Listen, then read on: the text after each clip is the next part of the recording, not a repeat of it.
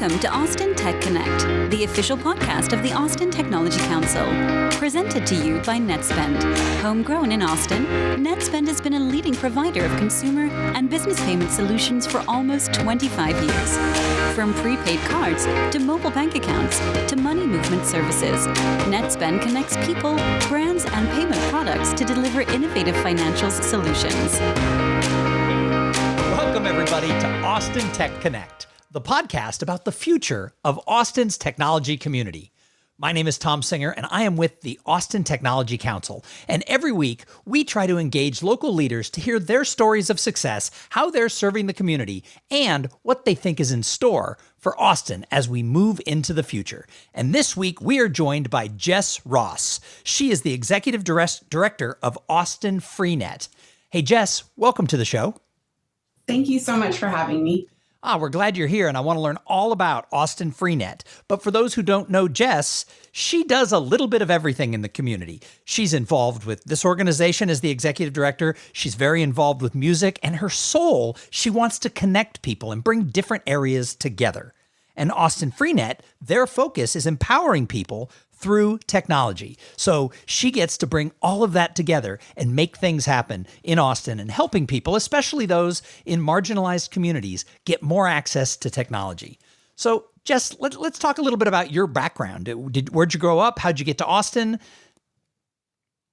Okay, yeah. So I was born in Florida and very quickly moved to Houston. So I was raised in Houston for all intensive purposes and went to public school there, got really involved in music in public school. And then that led me to attending Berklee College of Music in Boston.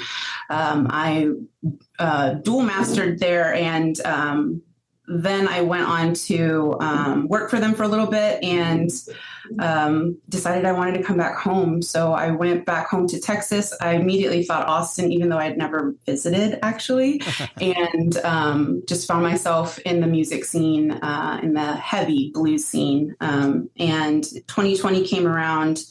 The pandemic, I think, hit everybody differently. And for me, it just made me realize I wanted to do more for the community. And I wanted to do more than, posting on social media. So I completely shifted from music realm to nonprofit and found Austin Freenet, which is a legacy nonprofit that's been around since 1995, helping people get connected through technology.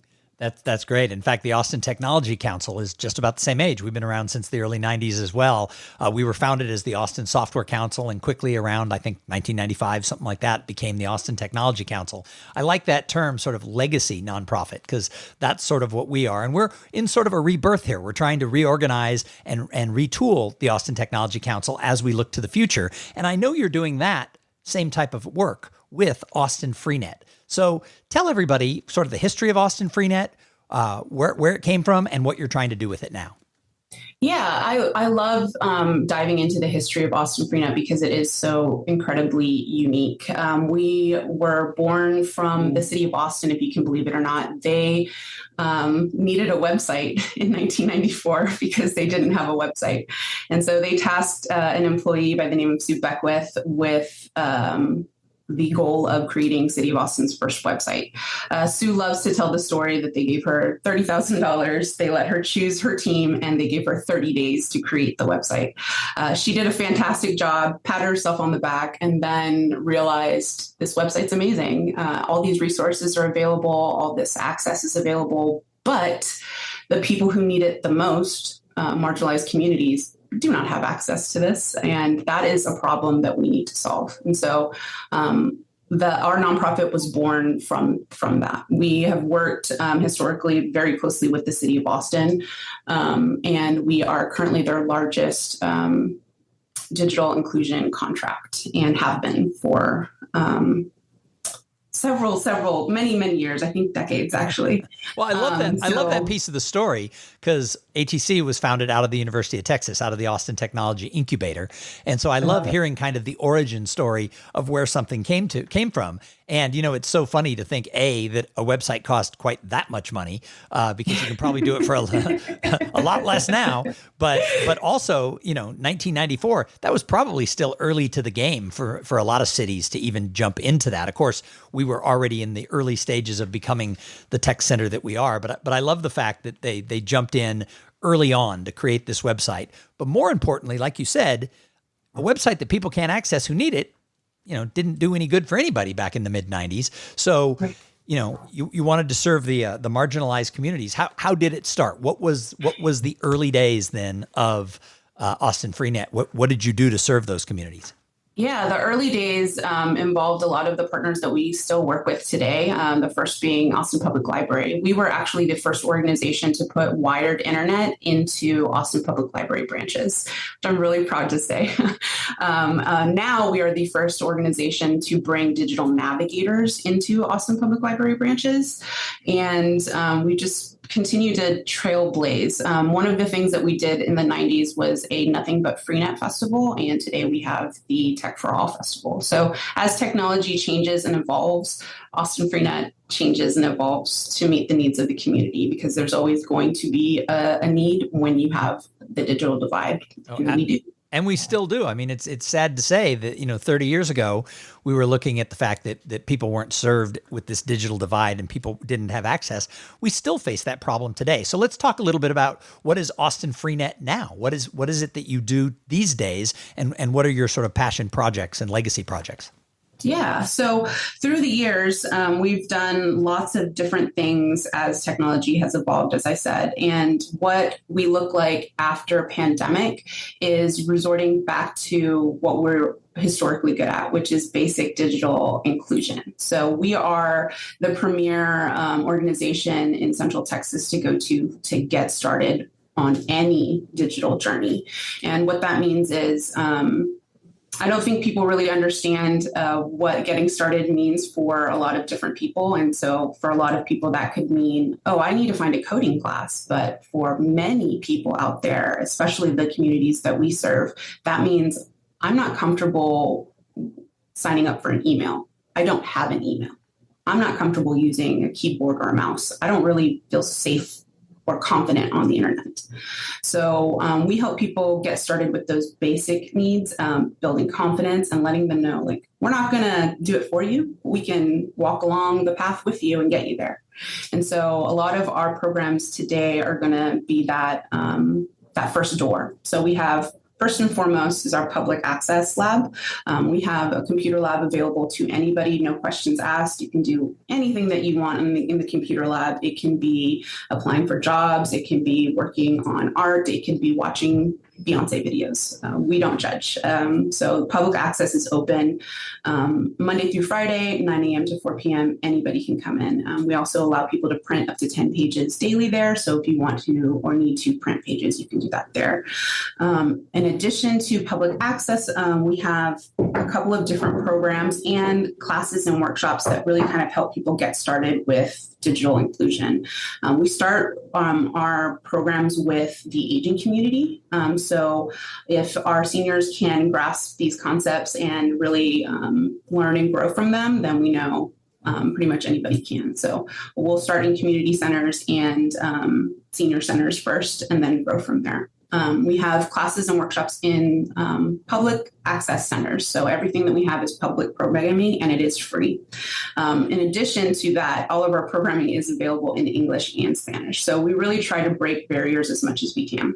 We have two programs that premiered after the pandemic, and that first one is going to be the Learn and Earn program. So really simple. You take classes and workshops that we have, and you earn a free device for your own personal use, no questions asked.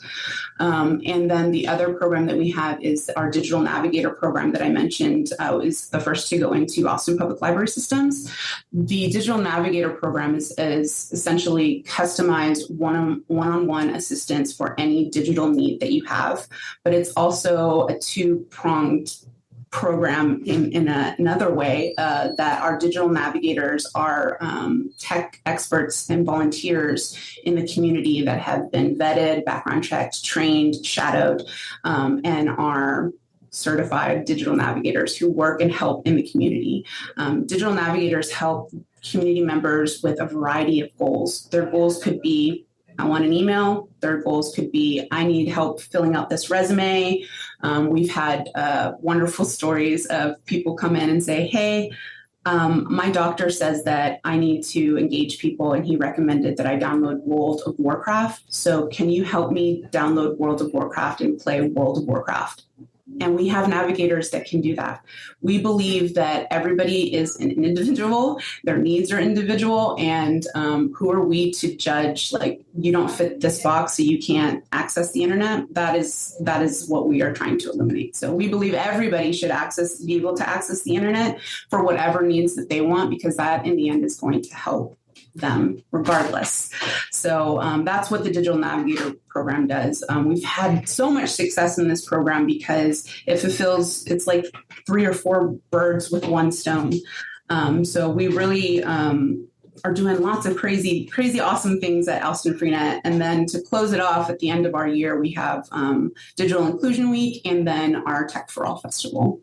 Nice. Well, that is a lot. And it's interesting because I think a lot of people in the technology community who work for our large tech companies and our growing startups, I don't think they often think that Austin is a place where we have a lack of digital inclusion. I don't think people see that there's a large portion of our community who isn't comfortable with the internet, isn't comfortable with all these digital tools that most of us just take for granted. And so, when I think about this, I think, what can these companies that, haven't thought of this, they don't realize this, but when they hear you talk, they think, oh, well, that's a problem and we shouldn't have that problem in Austin. How can the tech companies of Austin help with your mission and help, people bridge this digital divide? Yeah, I think first and foremost is awareness. I know that there is a significant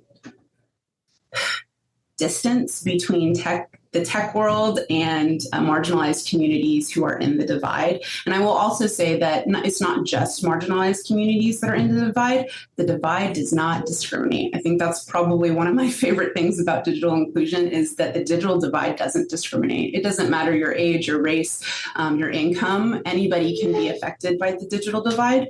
And so that's why it's critical that we try to eliminate it. So just being aware of what that is and actually being aware of the digital divide in your community, I think gives perspective that I don't think you have when you're in the tech world every day. I mean, the first thing that these tech experts do is in the morning is probably pick up their device and check the weather, check their email, check messages from people. And I did all of that this morning.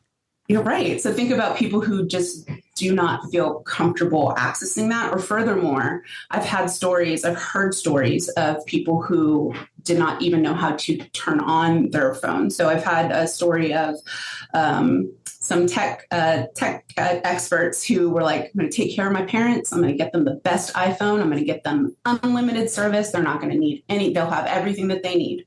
There's a medical emergency in that home and they needed to call 911 and the mother did not know how to turn on the phone and make a phone call because the phone is too complicated for her. So that is the kind of digital divide that we deal with, and we want to make sure that people are aware of so that we can eliminate. So how can you help? There's so many different ways to help, and I think the first is one, being aware and making other people aware that there's the digital divide does still exist, and it is critical that we try and eliminate it. The next thing I would say is help within the community. Austin has a wonderful network for resources. And we also have DECA, which is the Digital Empowerment Community Association, full of just wonderful people in the community that want to help and want to empower through technology. You can donate your resources. You can donate used devices. I know Austin Freenet takes used devices. So if you have devices that you're not using, no matter how old they are, we will take them, wipe them, refurbish them, or Frankenstein them for new parts into another computer. And then we take those devices and we give those to nonprofits in the community for a low cost. In fact, I think it is the lowest cost. It's the lowest you can get is a device is $6 or $12 if you want a license on it. So that's the lowest you can get. We give them to nonprofits, and that way they can use them for their staff. They can use them for programs. They can create new programs. We have our Learn and Earn program based off of that community PC program, and that program is with the city of Austin. So just lots of connections and ties that and how you can help. And then the other way that you can help is Digital Inclusion Week. Digital Inclusion Week is the first week of October, and it just highlights all things tech. And so we just want to make sure that everybody's aware of all the resources, all of the opportunities that are available in technology during Digital Inclusion Week. So a lot of groups are involved with Digital Inclusion Week, and there's a lot of different events.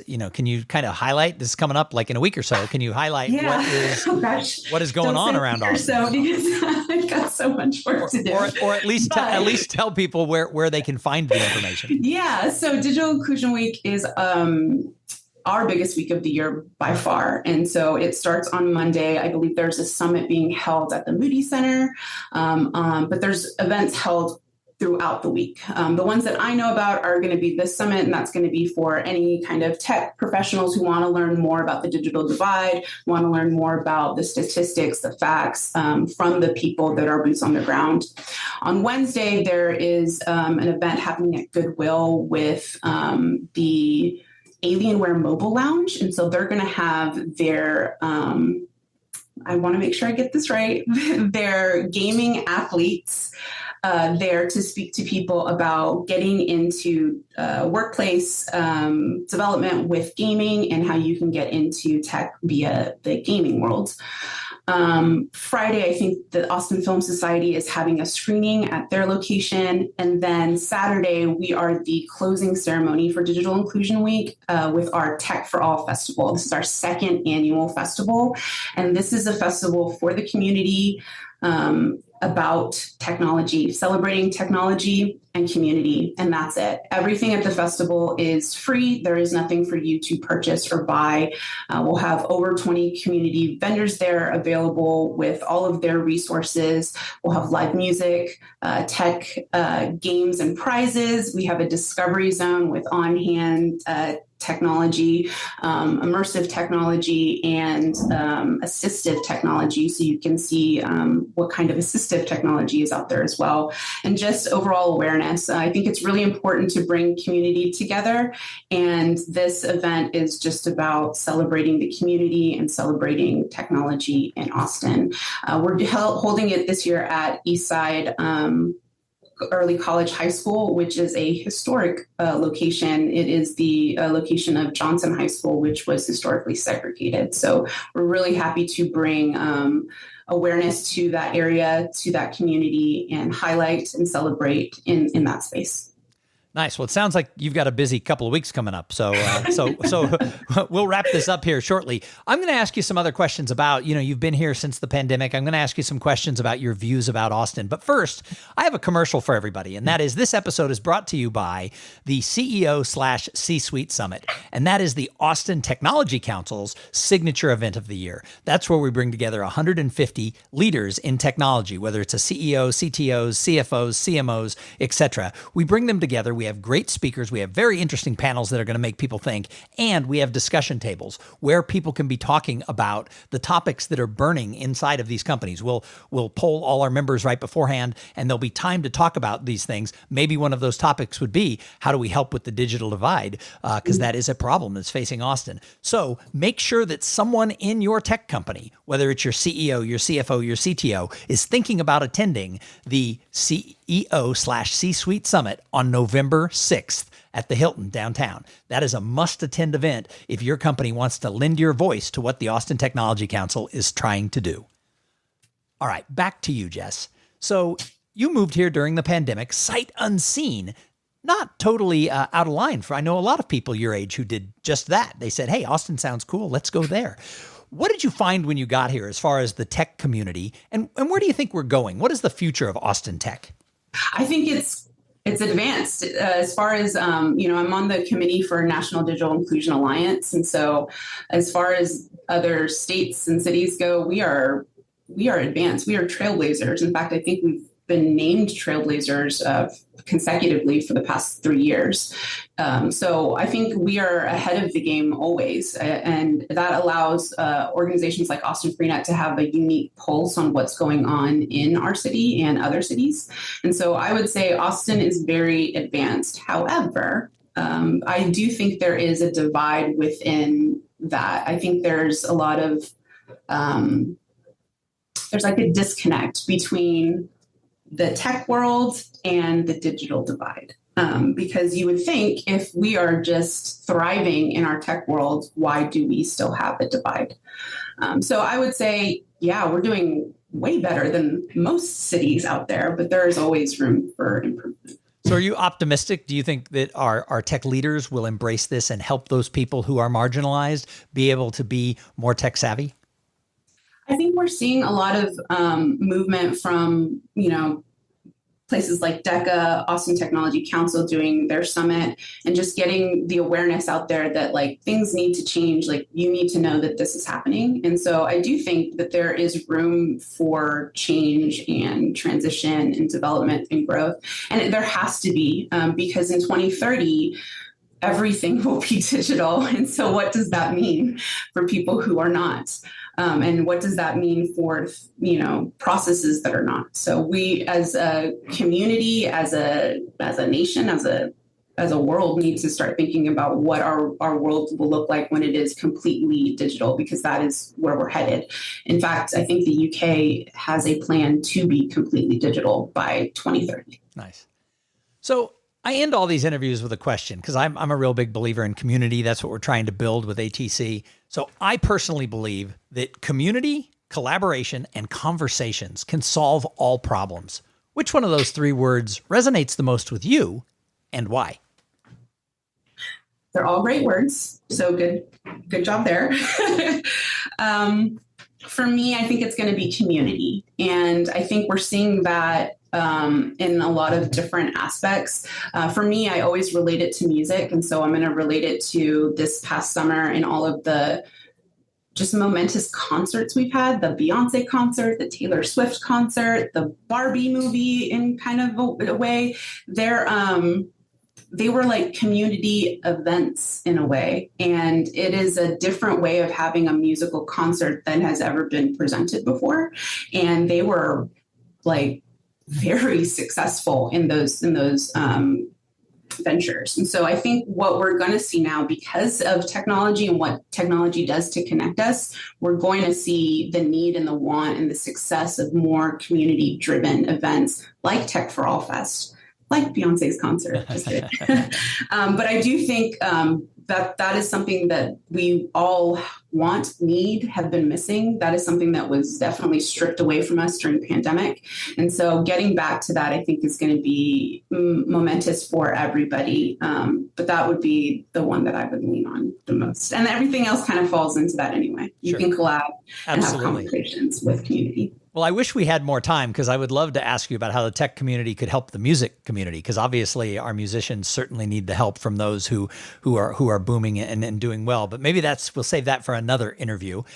Sure. But my final question is, if someone was coming to visit you here in Austin, they'd never been here before, where's the one place you would take them to see, kind of this is Austin? This is a great question. I think my answer is going to be multifaceted because Austin is multifaceted. So it'd have to depend on who the person was who was coming to visit. If I had friends who have never been to Austin before, I would probably take them to the more touristy Instagram areas like, South Congress and all those fun places. If it was a musician friend, I would definitely take them to the dives. I would definitely hit up King Beach. Little Continental Club. Yeah, Sam's Town Point for sure. And Continental. I mean, everybody, it's not a dive, but I would hit up Antone's too. Everybody hits up Antone's. But if it was somebody special or, somebody who you wanted to just make a moment, I think there are places in Austin where you literally just turn a corner and you are like transcended to a different place in time. So I think, like a restaurant like Maddie's, it's just a wonderful place to just show so many different parts of Austin that are unique and multifaceted. So that's nice. That's my take on it. Well, Jess Ross, thank you so much for joining us here on Austin Tech Connect, the official podcast of the Austin Technology Council.